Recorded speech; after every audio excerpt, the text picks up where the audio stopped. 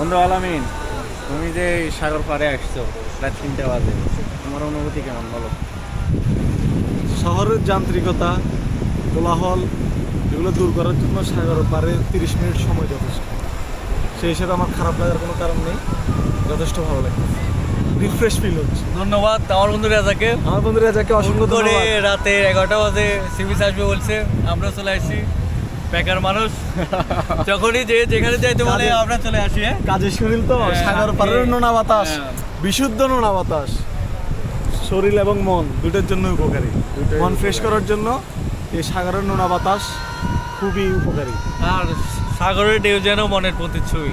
ও এই শান্তি না আসলে রাত 2টা 2:30 বাজে যারা বুঝা যায় না। যারা যারা বিবাহিত বন্ধু আছে আমার, নববিবাহিত বন্ধু রনি, নববিবাহিত বন্ধু Rakib, we miss U L, তাদের উদ্দেশ্যে কিছু বলো। We miss U A lot.